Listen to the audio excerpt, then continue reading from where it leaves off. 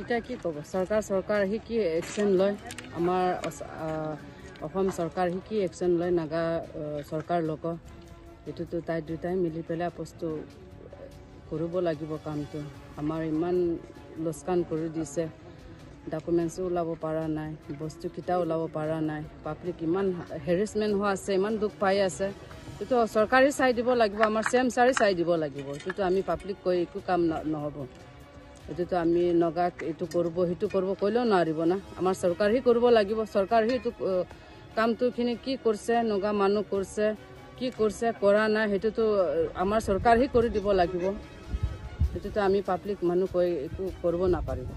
চব পাচেঞ্চিনে জ্বলাই দিছে মানুহ আমি দেখা নাই হ'লেও গাঁও মানুহ কৈ আছে এনেই 4-500টো আহিছে বোলে এনেকাই কৈ আছে 2005 কিডনেপিং হৈছে নখুটিৰ পৰা কিডনেপিং হৈছে এইটোতো কি পাৰ্টিৰ পৰা কিডনেপিং হৈছে সেইটোতো আমি গম নাপায় 2005 পৰাহে কিডনেপিং হৈছে ডেড বডি আজিলৈকে পোৱা নাই এটা হিমন্তবতী থকা এইটো অৰিয়ংঘাটৰ এমবি চুঙাজান গাঁও পঞ্চায়তৰ টেঙাতল গাঁওখন আজি যোৱা ৰাতি 11টা বজাত নগা লোকে আহি এটেক কৰিছে আৰু কিয় এটেক কৰিছে এইটো আমি গম নাপাওঁ যিহেতু আমাক যেতিয়া ৰজাপুখুৰী বিদ্যাপুৰ এভাকশ্যন কৰিছে তেতিয়াৰ পৰা নগাসকলে আমাক ভাবুকি দিছে যে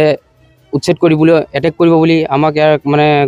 এটেক কৰিব বুলি সিহঁতে আমাক মানে ভাবুকি দিছে তো আমাৰ যদি অসম চৰকাৰৰ মানে অসমৰ মাটিত থাকিছোঁ সিহঁতে নগাৰ মাটি বুলি দাবী কৰিলে আমি মাটিটো দিব নোৱাৰোঁ যেহেতু আমাৰ অসমৰ মাটি হয় আমি অসমৰ চৰকাৰে যদি উচ্ছেদ কৰে এইটো আমাক কোনো আপত্তি নাই কিন্তু নগালোকে আহি যদি আমাক এটেক কৰিছে কিয় কৰিছে আৰু সেইটো আমাক অসম চৰকাৰলৈ এইটোৱেই মানে মই জনাব বিচাৰিছোঁ যে আমাক ইয়াত এটা আমাৰ বেটেলিয়ন কেম্প এটা বহাব লাগে আৰু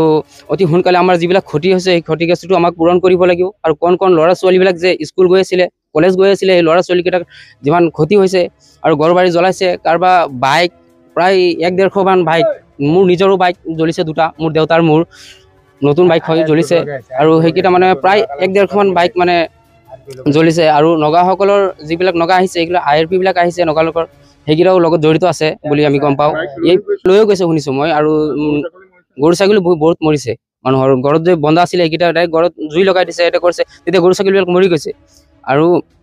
নগাসকলে আমাৰ যিটো আমাক মানে এটেক কৰিছে এইটো কিয় কৰিছে এইটো আমাক অসম চৰকাৰলৈ এইটোৱেই আপত্তি জনাইছোঁ যে আমাক এইটো তদন্ত লাগে ন্যায় লাগে আৰু আমাৰ ৰাইজৰ যিটো ক্ষতি হৈছে এইটো ক্ষতিগ্ৰস্তটো আমাক পূৰণ কৰি দিব লাগিব বুলি আমি আমাৰ সাধাৰণ আমাৰ সৰুপথাৰ